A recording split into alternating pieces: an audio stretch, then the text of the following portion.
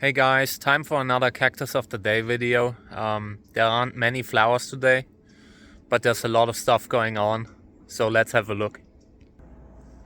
So this beautiful North Peru is flowering.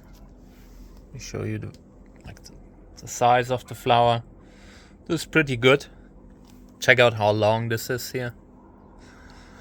Yeah, I guess the length of this also depends on what pollinates it, what kind of insects and pollinators living around it. So yeah, this is a little bit longer than on some others. Looks funky. Here's the plant. It has flowered quite a lot this year. And there is a fruit, so that's good. Yeah, then here, Amun-Re.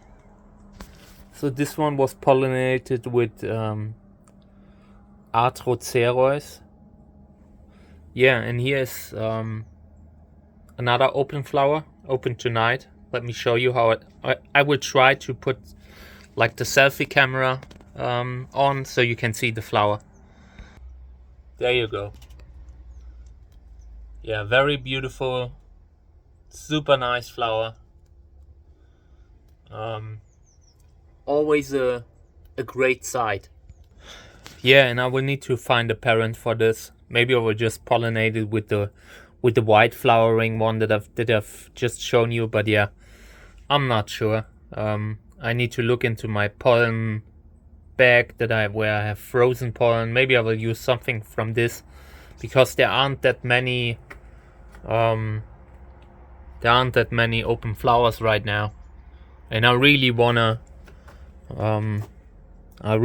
do a good cross here. Maybe a chance to get some more seeds from this, you know. Here's Lubivia winteriana that has flowered. I pollinated all the flowers. Hopefully we will get something. In the future I want to grow more Lubivia winteriana, like from my seeds. I made so many amazing crosses, but I often do not grow them because I don't have the space, and I try to focus on something columnar, you know. But in the future I want to do more with Lubivia winteriana. It's just a great species. The weeding out has started. I'm removing all the grass here, and I will film some of it. And then the seedlings need to be repotted. These are in the early stage of the seedlings here that I grow. They are in a sowing soil, classic sowing soil. Here you can see a bit of it, but it's not good long term. You know, long term I try to go with something like this because it allows the roots to like dry easier. It's just a safer medium in case there are problems, you know. And yeah, all of these need to be repotted. I cannot keep them all. Probably I will try to keep like 6-7 seedlings per cross, and no idea about the rest. I'm completely yeah, like there are too many cacti, and I don't have like the setup to ship plants around and stuff. Alright, so this is the first flowerer.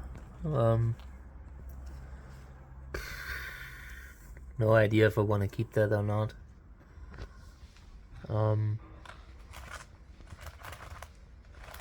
This was probably a plant where I grafted a seedling that had a root rot or something like that. And yeah, let's see, there's a label. Give me a second. So here's the label. Jürgen Theisinger hybrid from 2016, 238. Yeah, this is a Pachanoi hybrid, I think. I remember. So I will keep it, of course. But I will need to look up the parents later to verify. But this is a hybrid like with a Pachanoi hybrid and Lubivia, you know. And yeah, body looks super cool. So, you know, sometimes you have plants that are flowering, and they look a little bit disappointing, but they are great for what they are. You always need to look at the parents. Like, if, for example, if this were a hybrid with Trichocereus tersheki, something rare, and you have this kind of flower, then it's a whole different situation than like just one of the countless Lobivia hybrids that, I mean, you often have flowers that look the same, but you always need to like look at the type of cross that you're having here. Some crosses are just rare in themselves, and this is good. This is good for what it is. It's not a great flower, but just for the body, this could produce something awesome. Then I have this one, this Lobivia. Flower looks pretty big, actually. And I had sorted this one out, and now I brought it back. I just feel like this is a good flower. I need to give it another shot, another chance. Then I have this flower, Lobivia. Not remarkable. I mean, I like that it has these, like the throat looks a little bit different in color. It's not all purple, but it's a little bit boring. I don't know what to do with these. I need to sort out more Lobivia. And this plant is my total nightmare fuel. Check this out. And this was a totally healthy plant a few months ago. And root mealies are the worst. And I will try to get rid of these today. I will get me a toothbrush and brush them all off. I will single the plants out and put these in a different soil, just to give them a better chance. And I will film this whole thing because I wanna do a video with root mealies, because they're a terrible pest. I usually do not have a lot of problems, but sometimes you have a local outbreak like this and it goes crazy. This plant looked totally normal a few months ago. And sometimes I've had a phase where I wasn't watering enough, and it's possible that brought it on. Absolutely nightmare fuel.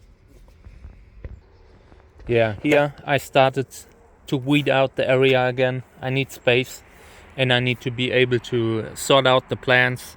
This can continue. So that will be my work for the next week.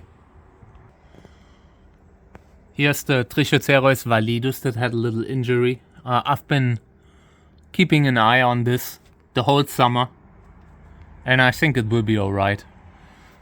I didn't want to remove one of the arms because it looks awesome like this, So I will leave it unless I really have to take it down.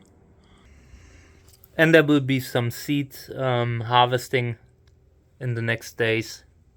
This one is definitely ready, but I will keep it on until it splits by itself. It's just better.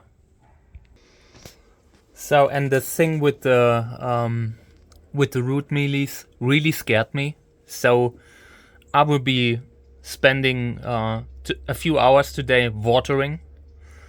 I have a water can that where I collected water, and I want to use that water up because it needs to be moved. It's in the way. So I will try to water the whole collection today. Here's a plant that where I think it was grafted and the rootstock was dead. So I took it off the dead rootstock, and now I'm trying to rehydrate it in water. Root it in water. I've did that before. And I usually do it when a plant is super dehydrated like this. I was wondering why it looked worse every year. And it was because of the grafting stock. I didn't even see a grafting stock. Yeah, then this thing, I don't know if it's a flower bud. It looked like a flower bud at first, but it's also possible it's a pup, because this plant has been popping from the base also. It already had a few pups and I removed them, and now that it's regrowing them, so this is a great thing. Yeah, and here too, these will also get a lot of water now, today. No excuses. Here's a flower. This is a hybrid with flying saucer, and it looks like Echinopsis oxygona. So I sorted out the whole container. I don't know. I just can't deal with this. I don't see something like this cross bringing something that's really good. But yeah, and I've waited forever for these to flower, so I'm a little bit yeah, I don't know, disappointed with this cross. This is a big container, used up a lot of space. And here are the seedlings that are about to be repotted. These were under large grass because this year it was crazy with the rain. So these need to be potted into pumice, something like this, you know. Yeah, and then I will work in the garden. I'm continuing to like dig out these old stone plates. This was the floor, and I really like it. I want to bring it out, but there's grass everywhere. It has been overgrown, and yeah, it is very difficult to keep this whole stone floor free of grass, and that I'm doing this too, usually listening to like an audiobook, stuff like that. And here's my watering can, and yeah, I will try to get it empty today. But first we need to save this little spider. Come on, man. Come on. You can do it.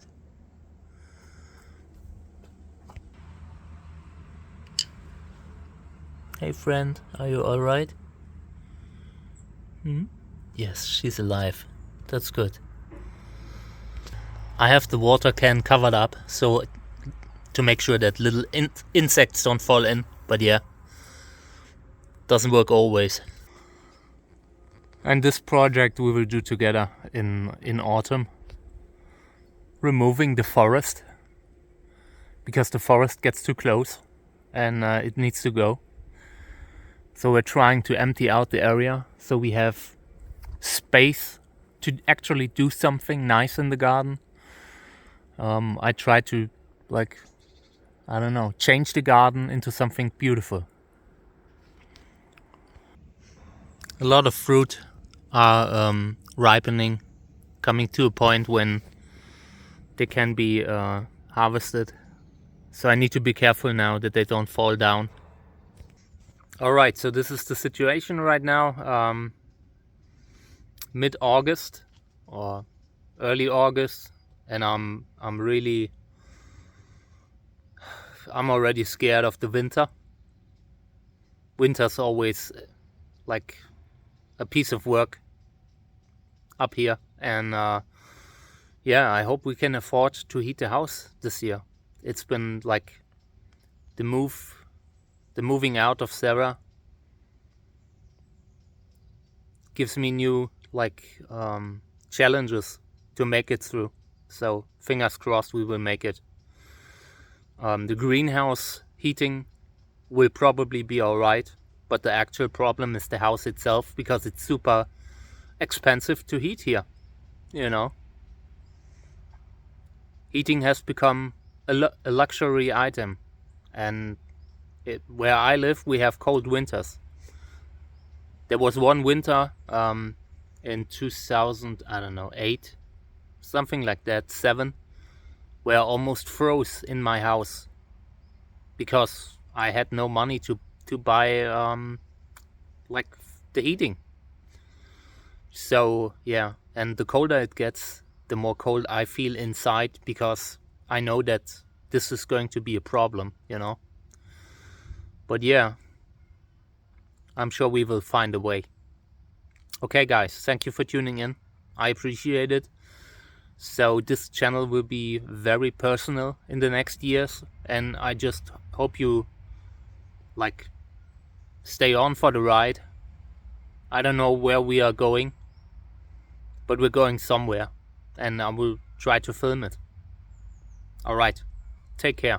And seeds-net and books, and you can support the channel at patreon.com/cactusjerk. Bye.